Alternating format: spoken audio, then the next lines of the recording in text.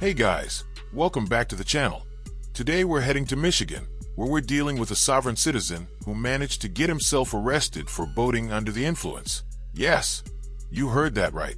I haven't covered this particular individual before, but plenty of other channels have, and trust me, the highlights include a spectacular moment where he talks himself straight into contempt and earns an overnight stay in jail. I'll drop those links in the description if you want the full backstory.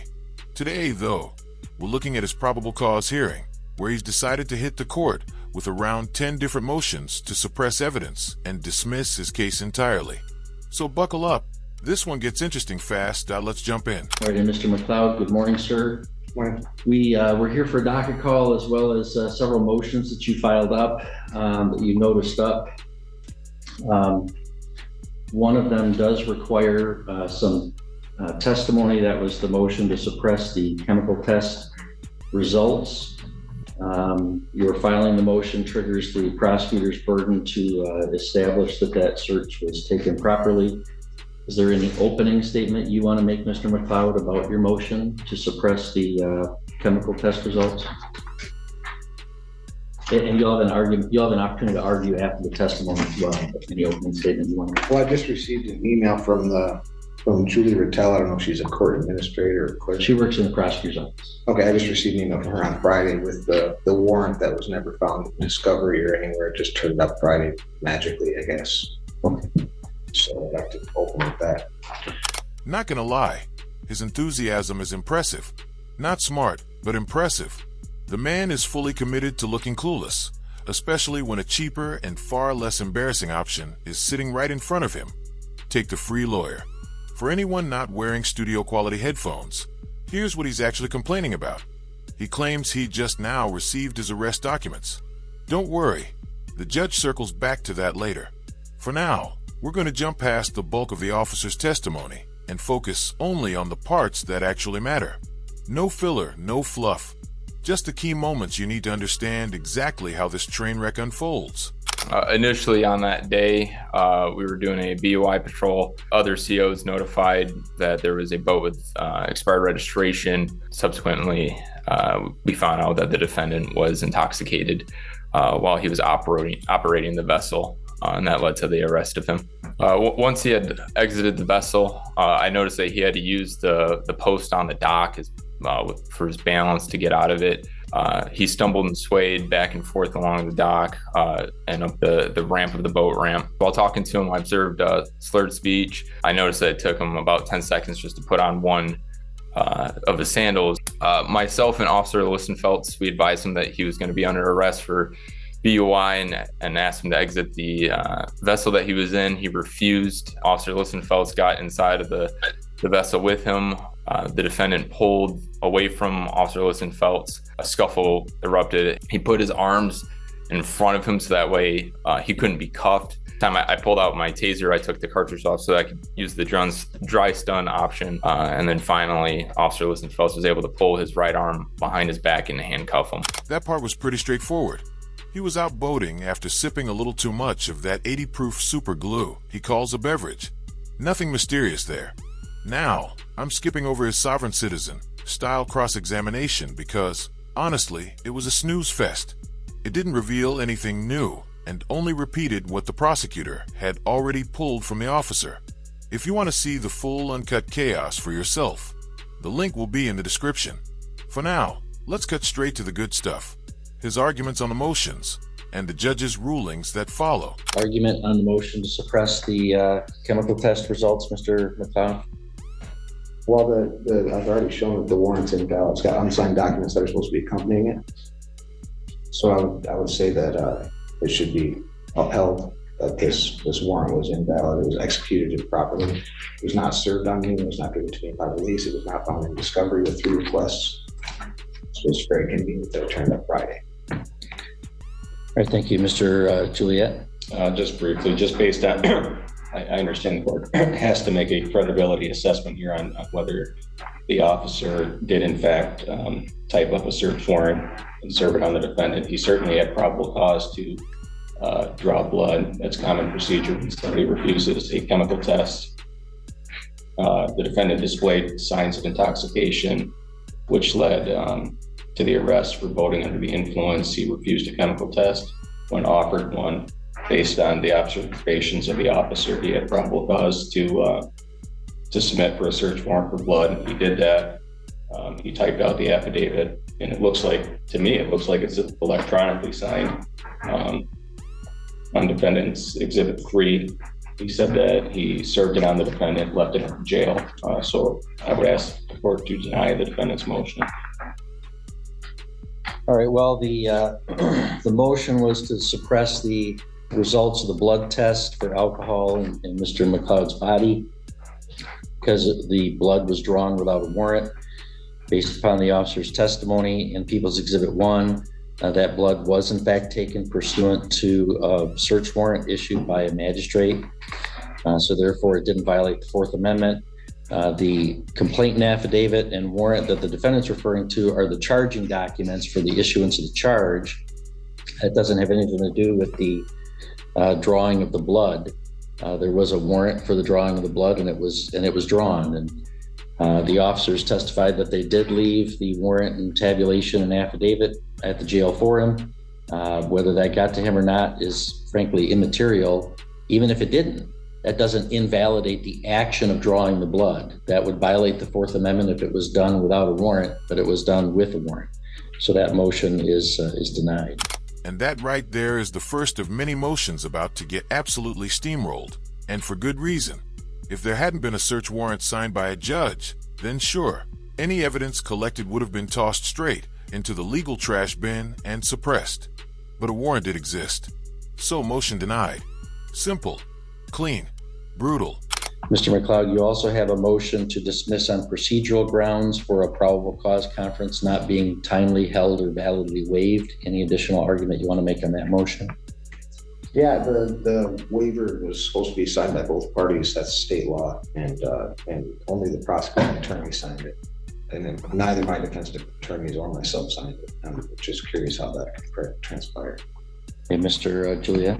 Just briefly, I did submit a response to this, and I did research the case law on this. I did confer with district court. It doesn't look like a probable cause conference was held, but I did read the case cited by the defendant in his motion that dealt with the failure to hold a preliminary examination within the statutory time period. That doesn't warrant dismissing the case. If anything, that would call for a remand, perhaps, to district court. Remand back to district court.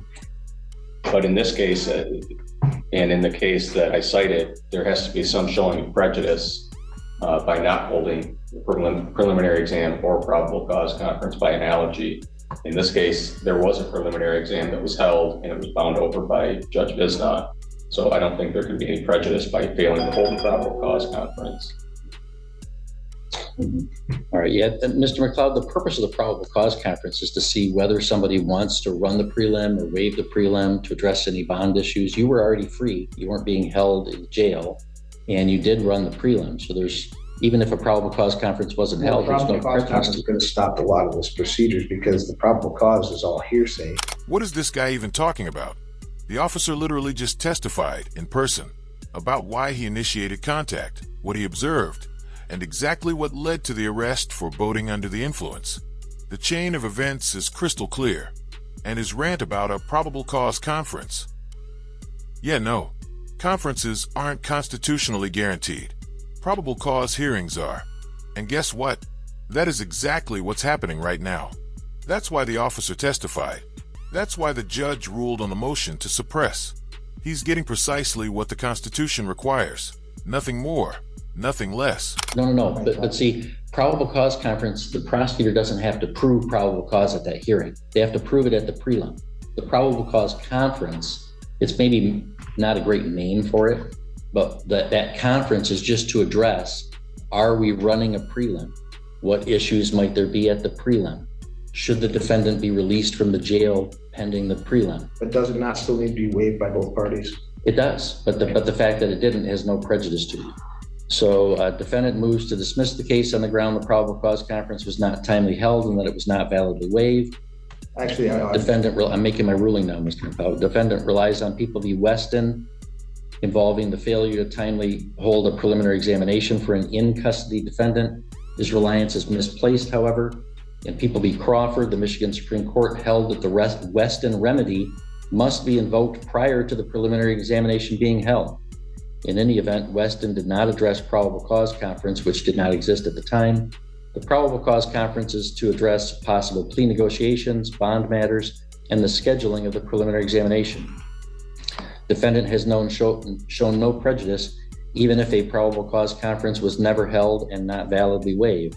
Moreover, defendant exercised his right to the preliminary examination. Dismissal is an extreme remedy, and defendant has not shown that it is warranted. Accordingly, his motion to dismiss is denied. You say exercise my right to preliminary. Wasn't that kind of a forced situation under duress and threat of arrest? No, you're not being forced into anything here. You exercised your right to a preliminary hearing. That's a constitutional guarantee, and ironically, it's the exact thing you've been demanding this entire time.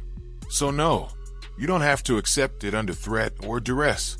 You already invoked the right, and the court is giving you exactly what you asked for. It's your right to have a prelim, and you exercised it. So you exercised a right, and it was held. So there's no harm to you. You exercised a right. All right, now you filed a second motion to suppress based on lack of sufficient basis for law enforcement officer to make contact. I'm not entertaining oral argument on that motion. It's just a repeat motion. Defendant moves to suppress evidence and dismiss the case based on a lack of sufficient basis for the law enforcement officer to make contact with him and a lack of evidence of his intoxication or impairment. This motion essentially raises issues that were argued in defendant's first motion to suppress. As explained previously, the officer had legitimate grounds to approach defendant based upon his observation of defendant operating a marine vessel with expired registration. Upon initial contact, the officer detected signs of impairment. Therefore, both his initial contact and his investigation were entirely lawful. Accordingly, defendant's second motion to suppress is denied. Mr. McLeod, you also filed a motion to reconsider the reconsideration. That's not really authorized in the court rules. I'm not entertaining oral argument on that. Defendant moves for reconsideration of this court's recent order denying his motion to reconsider this court's denial of his motion to suppress evidence for an allegedly illegal police contact. That's a new one. A motion to reconsider a motion that was already denied twice. In plain terms, the judge denied the suppression motion. The defense asked the judge to reconsider and was denied. And now they're asking for a second reconsideration of the same issue. At this point, it looks less like a new legal argument and more like another attempt to make the court take another look at something it's already ruled on. Judges don't love rehashing why they were right the first time. Repeated requests like this usually face an uphill climb. It can slow the case, frustrate the bench, and signal the defense is trying every procedural route before moving forward. As the moving party, defendant bears the burden of demonstrating a palpable error by which the court and the parties have been misled, and that a different disposition must result from correction of the error. Moreover, a motion for reconsideration which merely presents the same issues ruled on by the court, either expressly or by reasonable implication, will not be granted. Defendant essentially raises the same issues that have already been briefed and argued. Defendant has failed to meet its burden of demonstrating a palpable error. Accordingly, the motion for reconsideration is denied. I think you're failing to notice or recognize the lack of jurisdiction that you have in this. Well, that brings us to you filed three more things, and I want to address those today because today was the motion cutoff. So you've got a motion. And I don't consent to that anymore either. I need more time to file these motions. Nope, today's the motion cutoff. You filed three more. I'm going to hear them today. You have a motion to dismiss for lack of jurisdiction. We've addressed the jurisdiction previously. You don't have jurisdiction. I already ruled that I did. This motion, you have your own jurisdiction. This motion is denied. This court does indeed have subject matter jurisdiction over the charges by law and personal jurisdiction. I object. Your objection is noted and your motion is denied. All right, you filed a motion for disclosure of bonds. I don't even understand what you're talking about. I don't know. Somebody else can do that. What's that? I don't understand. You don't understand either? Okay. Surprise, surprise. He has no idea what the internet nonsense he copied even means. Not that it made sense to begin with. And the funniest part, his entire argument now boils down to this brilliant legal strategy. I know I'm right. I just don't know how or why I'm right. You can't make this stuff up. And that motion is denied. It's legally nonsense. So all this proceed. And Mr. McLeod, I'm letting you represent yourself, and you're filing motions that you're telling me today you don't even understand. That's not a very responsible way to proceed. There's also a motion to recognize your subrogation rights. I have no idea what you're talking about. Do you? Can you explain it to me? It's not necessary. All right, that motion is denied. It again is legal nonsense. I'm just going to call this guy Overload, because he is clearly overloaded with filing motions, one after another after another. He's exhausting the paperwork more than he's arguing the actual case. But before we wrap things up, the judge had one more last-minute motion from him to address, and, unsurprisingly, it was denied just like the rest. Even the judge sounded ready to close the file at this point. Motion to stay the court while I leave to bring this into the Western District Federal Court where it's supposed to be held. There's questions that you're answering and having opinions on that you don't have the jurisdiction to have answers. I brought that up in several motions and keep claiming that you do. It's clearly written in the consent decree that you don't. It's manifestly untrue, Mr. McLeod. The consent decree doesn't mean that you can drive around on a boat drunk. And if the police catch you doing that, that comes in state court. It doesn't come in federal court. Aren't you supposed to be an unbiased participant? I am unbiased. You may not have been drunk. That will be for the jury to decide. I'm just saying I have jurisdiction over that allegation. It's not a federal. You're interpreting the fact that you're trying to say that I was supposed to notify him that I'm Native American, and that's not true.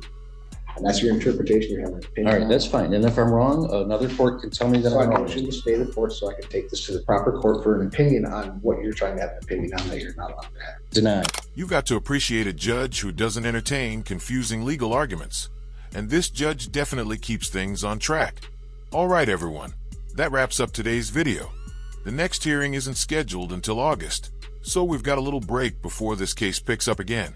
If you enjoyed the video, make sure to hit the like button. If not, feel free to tap dislike. And don't forget to drop a comment and subscribe with notifications on so you never miss any of my upcoming content. Thanks for watching.